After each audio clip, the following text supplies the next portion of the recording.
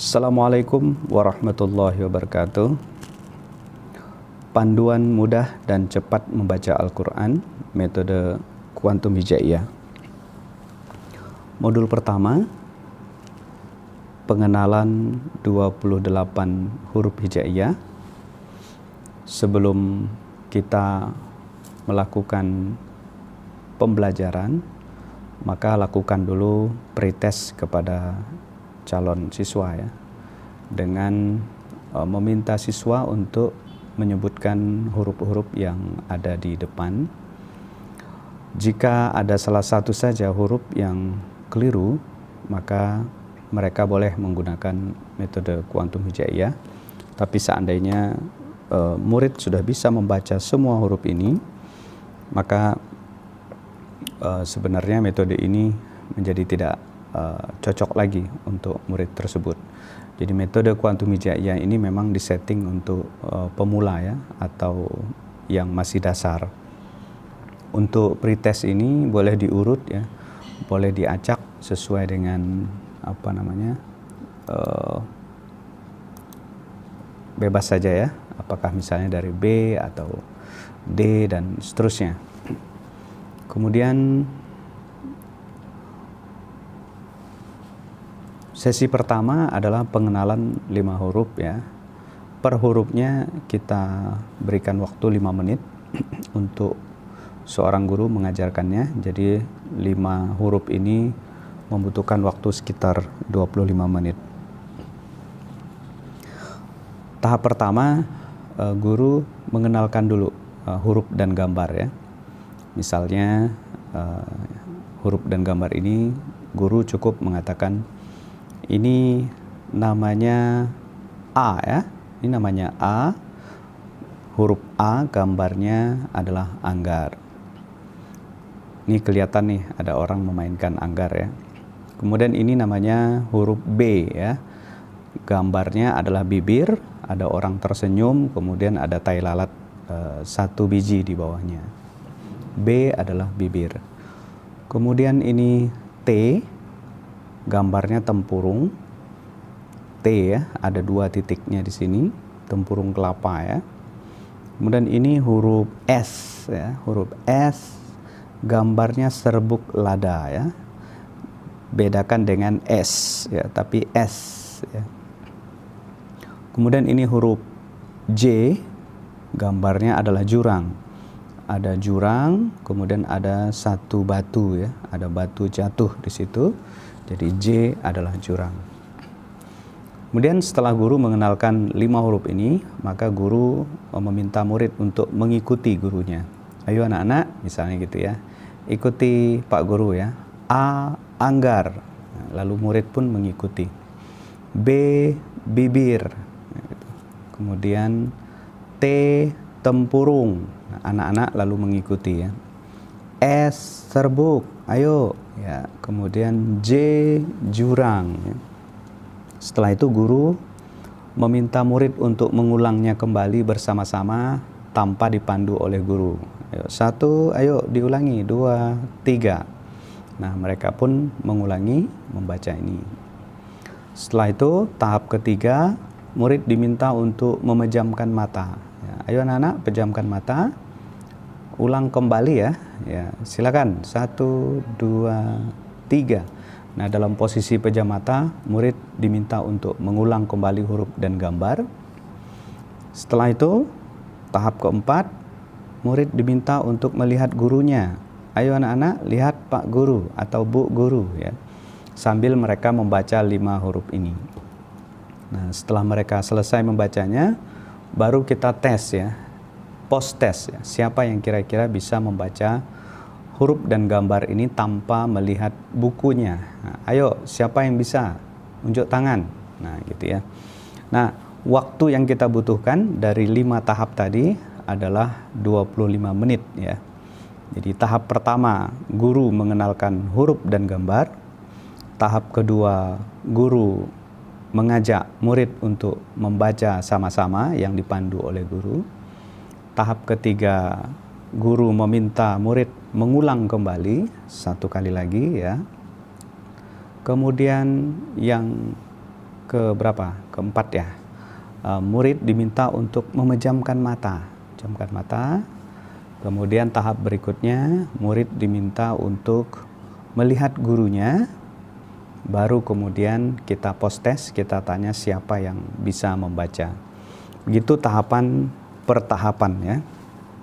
Nah, begitupun juga dengan 5 huruf berikutnya. Dikenalkan dulu ya. Ini huruf H, gambarnya hidung ya. Ini hidungnya agak belepotan ya, tidak apa-apa. Yang penting ini hidung. Ini huruf D, gambarnya dagu ya, gambar dagu. Kemudian Z, ini huruf D di sini ya, ada DZ di sini ya. Z adalah batu zamrud, warnanya hijau.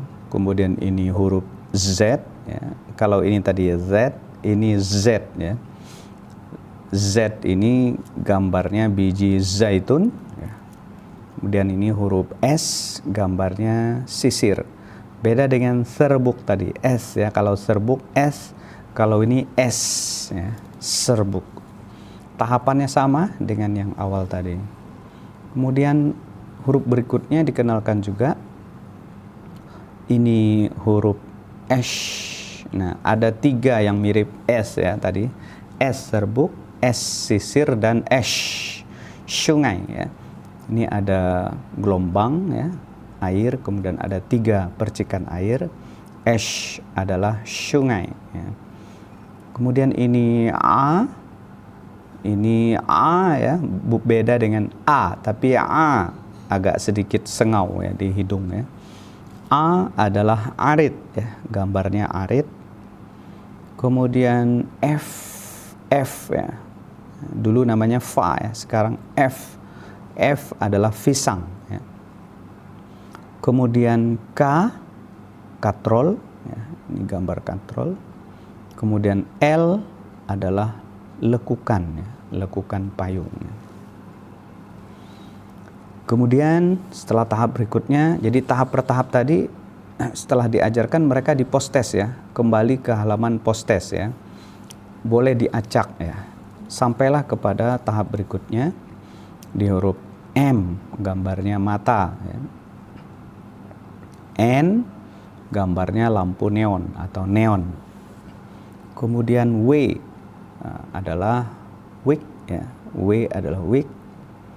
Kemudian H adalah hati, hati terbalik ya, love terbalik.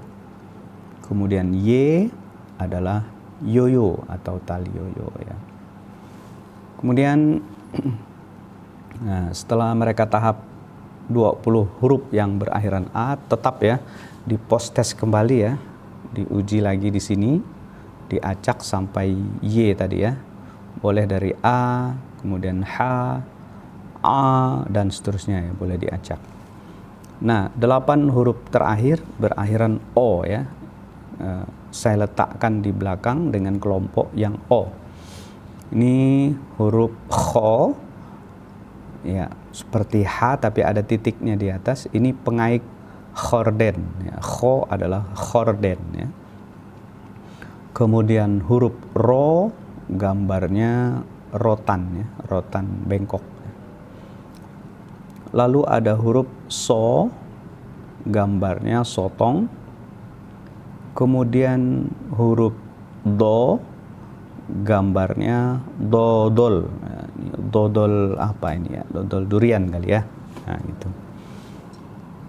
Nah, lanjut.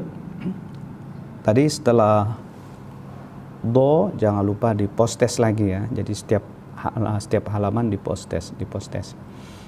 Kemudian huruf To, gambarnya toge ya. To adalah toge. Kemudian Zo, huruf Zo gambarnya zulur. Ini pakai O ya, diganti dengan O. Zulur ini maksudnya ada orang menjulurkan lidahnya, kemudian ada ingusnya jatuh. Nah, jadi ini huruf agak jorok sedikit ya. Zo adalah zulur ya. Kemudian Ro, gambarnya lorong atau gorong-gorong ya. Ro adalah lorong. Kemudian ko, ini bukan ku ya, tapi ko. Ko adalah kuda atau kuda laut. Sama tahapannya ya, seperti yang di awal tadi. Kemudian kita postes ya. Nah, pada tahap ini kalau sudah sampai ko, boleh diberikan sesi simulasi atau role play ya. Jadi dibuat kelompok, ada 2 orang ya, satu berperan sebagai guru, satu berperan sebagai murid. Kemudian yang guru itu tugasnya mengajari atau menanyakan ya, di postes ini huruf apa gitu ya, atau huruf dan gambar apa dan seterusnya.